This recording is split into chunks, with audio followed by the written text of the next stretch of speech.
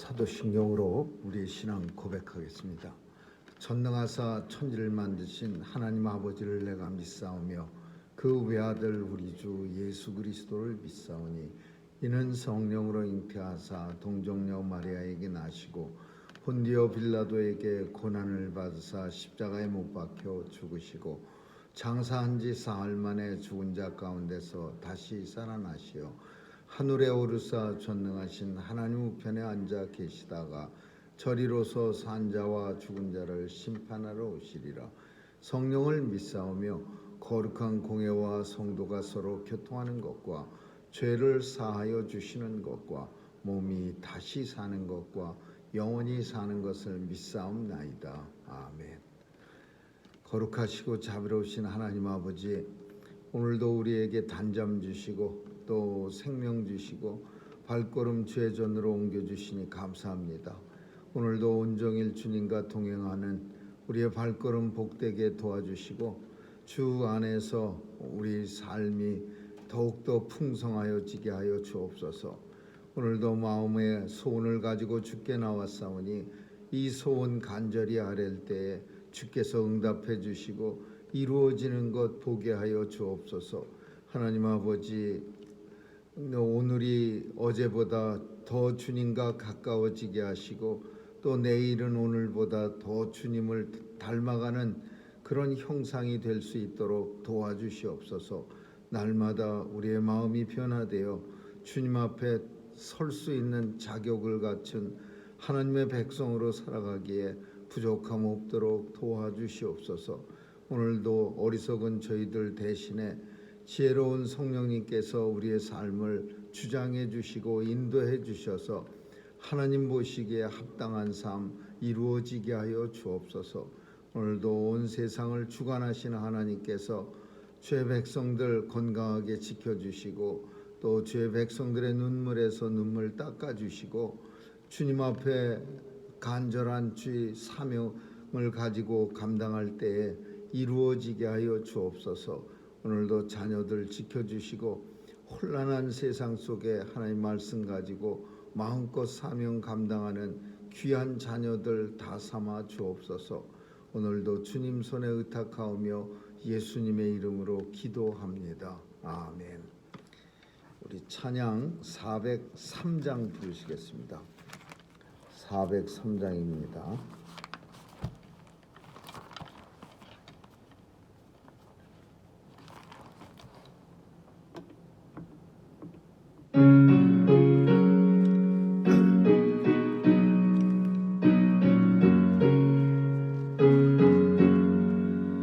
나 위하여 십자가에 중한 죄지 벗으사 대신 죽은 주 예수의 사랑하신 은혜여 보배로운 피를 흘려 영영 죽을 죄에서 구속함을 받으니 어찌 찬양 안 할까.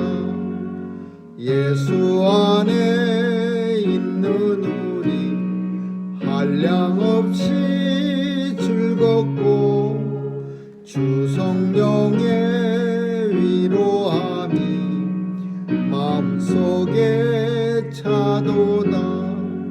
천국 음악 소리 같은 은혜로운 그 말씀 끊임없이 듣는 우리 어찌 찬양 안 할까. 이 세상의 모진 풍파 쉬지 않고 불어도 주님 안에 보호받는 우리 마음 편하다.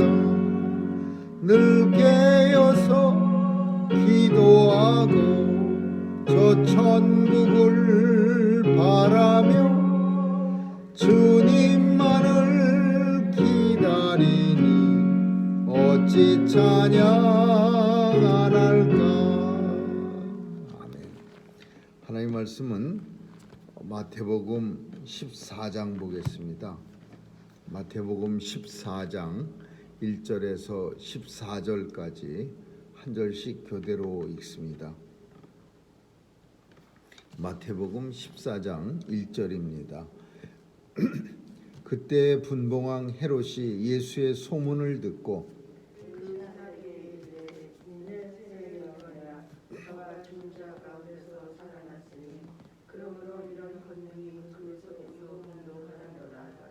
전에 헤롯이 그 동생 빌립의 아내 헤로디아의 일로 요한을 잡아 결박하여 옥에 가두었으니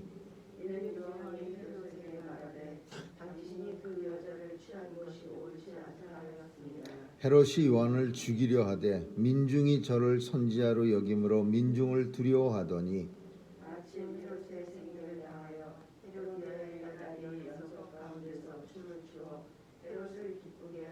헤롯이 맹세로 그에게 무엇이든지 달라는 대로 주겠다 허락하거늘 그가 제 어미의 시킴을 듣고 그러되 세례 요한의 머리를 소관에 담아 여기서 내게 주소서 하니 왕이 근심하나 자기의 맹세한 것과 그 함께 앉은 사람들을 인하여 주라 명하고 사람을 보내어 요한을 옥에서 복구해요. 그 머리를 소반에 담아다가 그 여아에게 주니 그가 제 어미에게 가져가니라. 요한의 제자들이 와서 시체를 가져다가 장사하고 와서 예수께 구하니라. 예수께서 들으시고 배를 타고 떠나사 따로 빈들에 가시니 무리가 듣고 여러 고을로부터 걸어서 쫓아간지라. 예수께서 나오사 큰 무리를 보시고 묵상히 거기서 그 중에 있는 병을 고쳐 주시니라. 아멘. 거기까지 읽겠습니다. 우리 속담에 도둑이 제발저리다라는 속담이 있습니다. 아무도 뭐라 그런 사람도 없고 아무도 그 사람 발을 뭐 부러뜨리거나 뭐 때린 적도 없지만은 도둑이 혼자 스스로 자기 발이 저려서 남을 원망하고 남한테 불평하는 그런 속담입니다. 도둑이 제발저리다. 그런데 오늘 본문에 보면은 헤롯 대왕이 도둑입니다.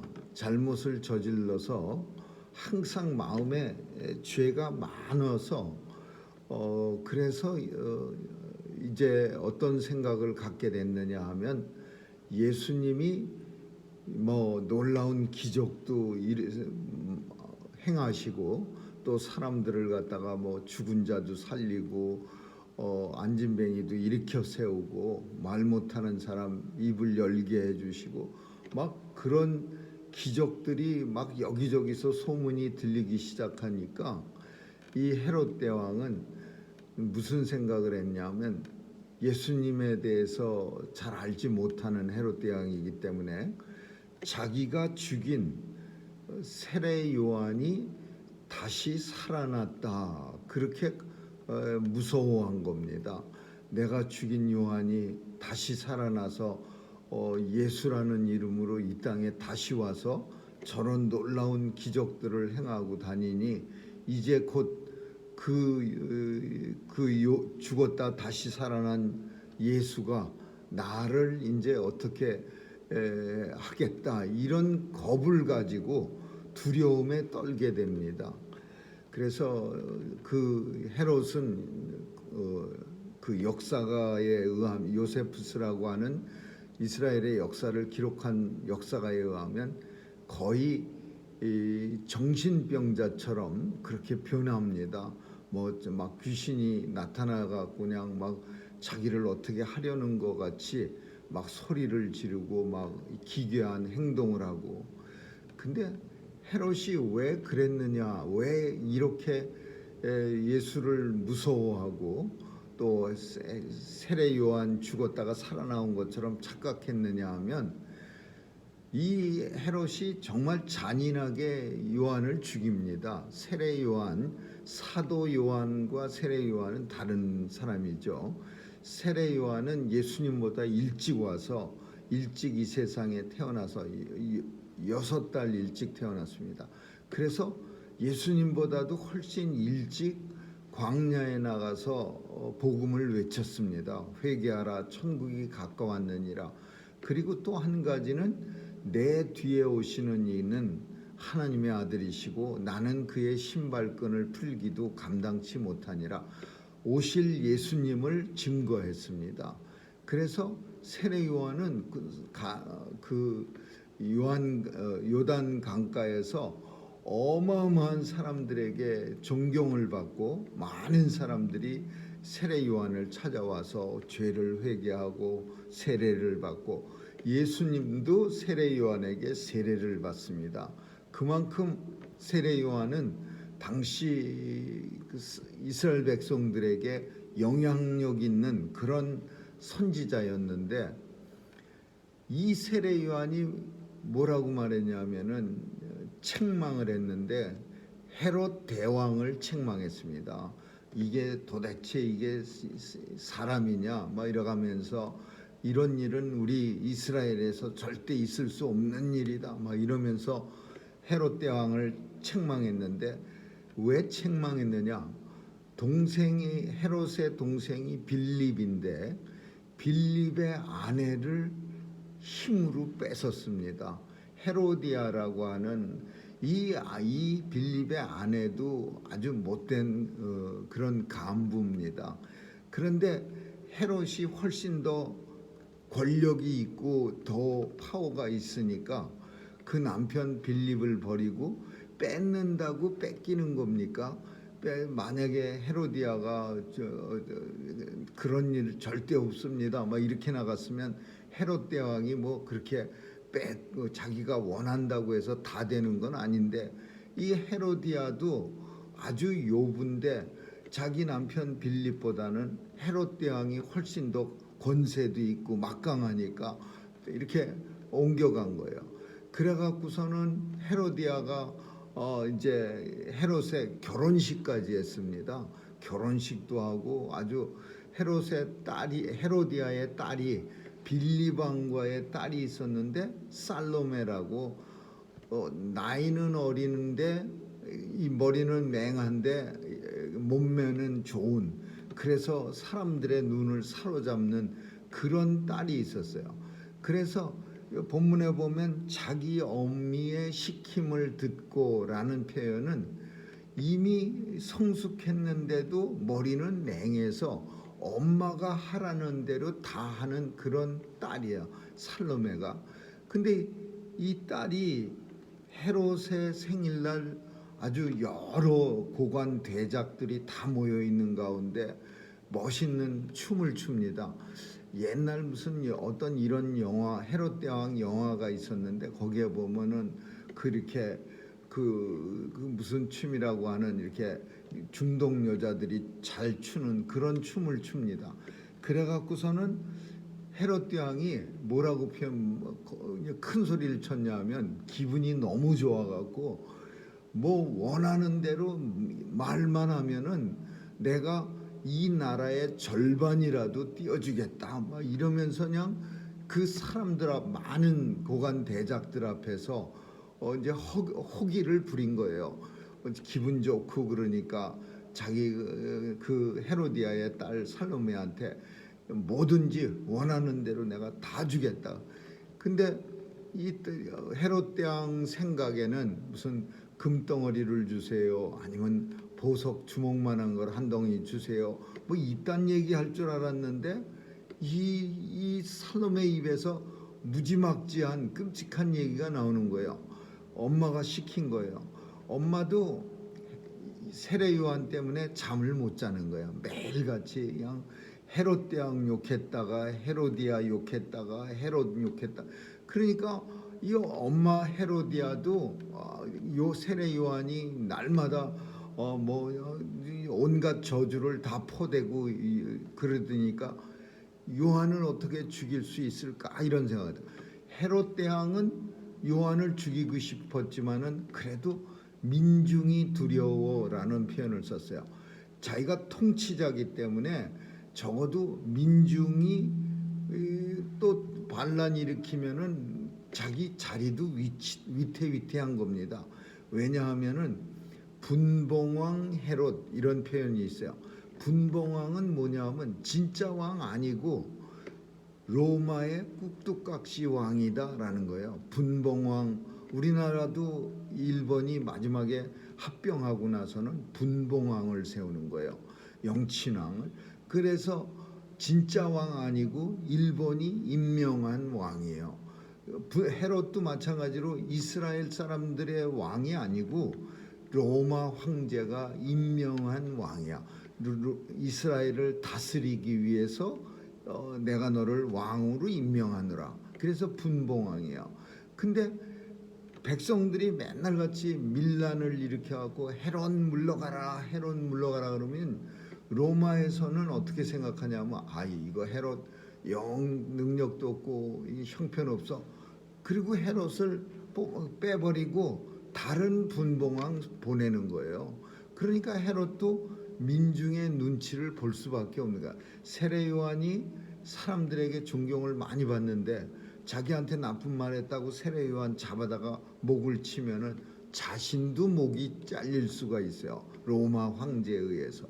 그래서 아무 짓도 못하고 있었는데 이 본문에 있는 것처럼 헤로디아가 헤롯 대왕의 그 마음을 풀어준 거예요. 헤로디아만 자신 욕한다고 자기만 위한 게 아니라 헤롯의 마음까지 헤로디아가 간파하고서는 세례 요한의 목을 그 딸 살로메한테 혹시 이제 왕이 뭐든지 원하는 대로 다 주겠다 그러면은 딴 거 하지 말고 뭐 쓸데없는 거 하지 말고 세례 요한의 목을 소반에 조그만 쟁반에 담아다가 가져달라. 이게 정상적인 생각을 가진 어린 소녀의 대답입니까? 헤롯은 놀랬고 또 막고 싶었지만은 그건 안 된다 하고 싶었지만 자기가 큰 소리로 수많은 고관 대작들 앞에서 뻥뻥거렸으니까 자기 말을 다시 담을 수는 없는 거예요. 그래서 결국은 세례 요한은 목이 잘려서 쟁반에 이렇게 그냥 끔찍한 그런 모습으로 헤롯 대왕에게 가져오고 이렇게 나옵니다. 그러니 헤롯 대왕이 그 광경, 그 모습을 다 경험했으니까 이제 뭔 소리만 들려오면은 어이쿠 내가 죽인 그 세례 요한이 다시 살아나서 저렇게 하는 거 아닌가? 그러면은 내가 위험해질 수도 있지. 이런 생각으로 이런 불안감 때문에 결국 이 헤롯 대왕은 정신병자가 된 미치광이가 돼버리는 거예요. 그래서 이제 헤롯 대왕은 그 예수님이 세례 요한이 다시 죽었다가 다시 살아난 사람이라고 생각하고 이제 예수를 죽이려고 하는 거죠. 그래서 뭐라고 표현하고 냐면 예수께서 들으시고 13절에 보니까 예수께서 들으시고 뭘 들었냐? 헤롯 대왕이 자기가 세례 요한의 목이 잘렸다는 걸 들었다는 게 아니에요. 그건 벌써 옛날에 들은 얘기예요. 오늘 본문 속에서 예수께서 들으시고라는 표현은 헤롯 대왕이 자기가 세례 요한이 죽었다가 다시 산 사람으로서 생각하고 있고 그리고 자신을 이제 없애려고 한다는 그런 소식을 들으시고 배를 타고 떠나서 따로 빈 들에 멀리 떨어졌다. 빈 들에 아무도 없는 데 갔다 이거예요. 갔더니 그런 예수님이 빈 들에 가셨는데 사람들은 무리가 듣고 사람들은 예수님이 빈들에 갔는데도 그냥 열심히 쫓아온 거예요. 여기서 빈들이라고 하는 게 굉장히 좀 의미가 있는데 왜냐하면 이제 우리가 다음 몇 절에 보면 우리가 잘 아는 오병이어의 기적이 나타납니다.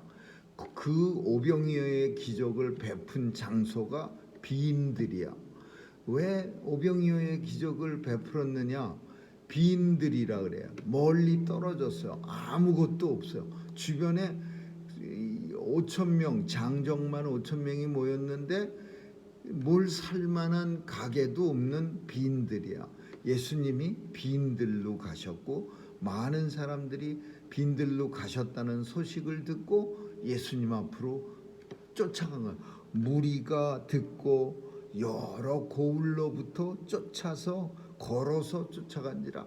그냥 옛날에 그 약장사 구경할 게 별로 없던 시절에는 참 영화관 가는 것도 돈 많이 내야 되고 그러니까 애들도 뭐 좋아했냐면 약장사 같은 거 좋아했습니다. 뭐 원숭이 한 마리 데리고 어떤 때는 시장 가운데서 쇼도 하고 연숭이가 묘기도 버리고 모자 들고 이렇게 돌아다니면서 돈도 걷고 막 그런 원숭이 구경도 하고 그래서 그런 건데 그 약장사가 한번 가면은요 애들이 뒤에 쭉 줄을 서갖고 졸졸졸졸 따라갑니다. 그 좋은 자리 잡으려고 따라가는 것도 있지만 가면서도 이렇게 발로 쾅쾅하고 북을 치고 뭐 떠드는 게 재밌으니까 그거에 비교하면 좀 거북하지만 예수님이 멀리 가시면은 이 백성들이 당시에 아프고 힘들고 어려운 그리고 로마의 학정에 시달린 사람들이 예수님을 그냥 무리가 돼갖고 어마어마하게 청년만 2,000명이다 장정만 2,000이다 그러는 거는 5,000이다 그런 거는 2만 명쯤 되는 거예요. 뭐 부인도 있고 자녀도 있고 합치면은 장정이 5,000 그러면 토상적으로 한 2만 명. 그러니까 2만 명쯤이 그냥 엄청나게 빈들에 모인 거예요. 그래서 거기서 예수님은 오늘 본문에 보니까 병인을 고쳐주시고 불쌍히 여기셨어요. 많은 사람들을 내려다보면서 예수님이 불쌍히 여기시는 거예요. 이스라엘 백성들을. 그리고 그 중에 제일 불쌍한 사람이 누구야? 다 불쌍하지만은 당시 이스라엘 백성들은 로마에게 학대를 당하고 농사지면 세금으로 다 뺏기고 그러니까 참 독립을 잃은 백성들은 항상 불쌍한 겁니다.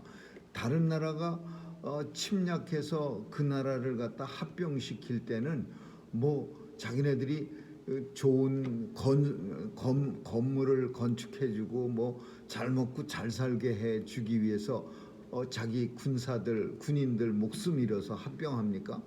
그 나라에서 뽑아갈 수 있는 건 다 뽑아가는 게 합병의 목적이에요. 침략의 목적이에요.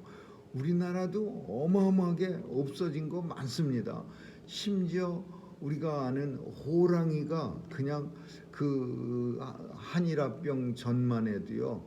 그냥 동네에서 무슨 약장사 나타나듯이 여기저기서 호랑이가 나타났대요. 근데 그 호랑이조차도 일본 사람들이 합병하고 나서는 그 호랑이를 죽이는 사람들 그런 사람들을 일본에서 때려 보내갖고 대한민국에 있는 모든 호랑이들을 거의 다 아주 그냥 싹쓸이 해버렸대요.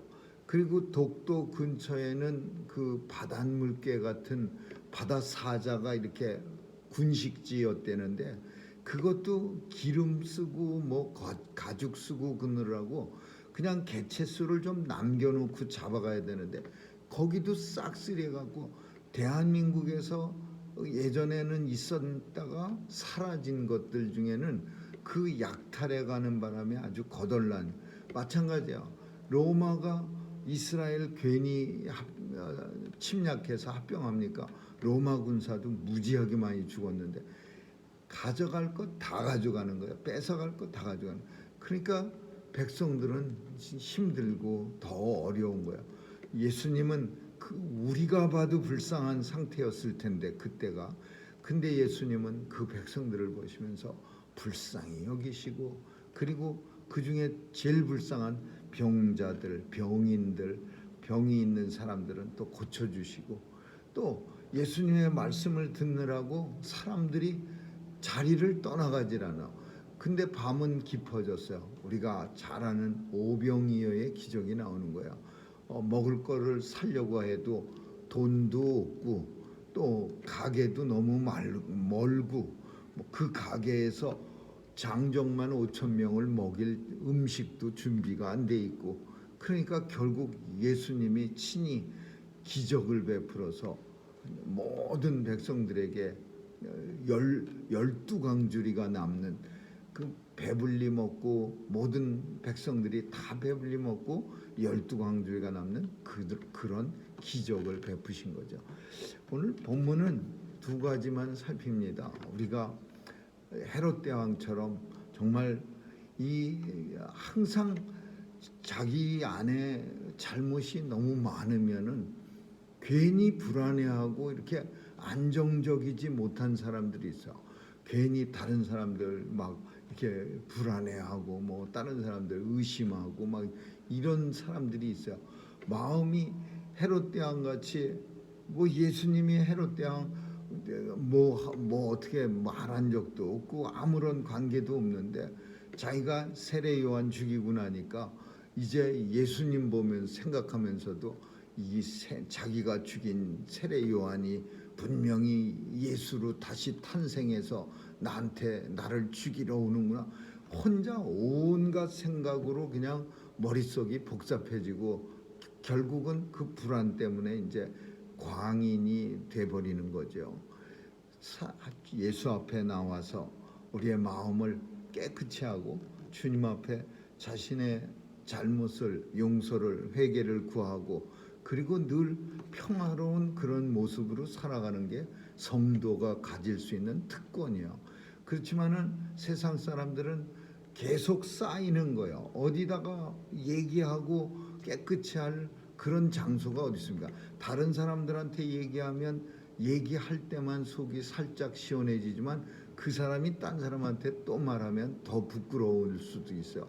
예수님한테 자신의 죄를 회개하고 사함을 받은 누구든지 모든 죄를 고하면 예수 그리스도는 언제든지 어떠한 죄도 용서치 못할 죄가 없느니라. 주님은 그렇게 말씀하세요.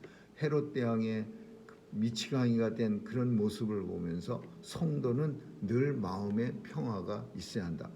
두 번째로는 예수님이 우리 인생들을 불쌍히 여기시는 것, 이 예수님이 긍휼히 여겨 주시는 이 은혜를 우리는 날마다 주님 앞에 나와 간절히 구해야 합니다. 나를 긍휼히 여겨 주옵소서. 그러면 우리 주님은 우리를 긍휼히 여기셔서 이 땅 사는 동안 우리의 삶을 주관해 주시고 인도해 주시고 늘 항상 좋은 길로 주님이 앞장서서 우리의 길을 밝히 보호해 주시죠. 오늘 본문을 통해서 이스라엘 백성들의 그 광야에서 그냥 수많은 사람들이 모여서 예수님을 바라보는 그 마음 얼마나 간절함이 있겠습니까? 이 메시아, 이 나라를 구원해 주시려고 오신 메시아, 저분이 빨리 이 나라를 구원해 주셔야 되는데 근데 그 메시아가 살짝 방향을 바꿉니다. 이제 우리가 한 번 더 살피지만은 자신들이 원하는 메시아로 변하는 거예요.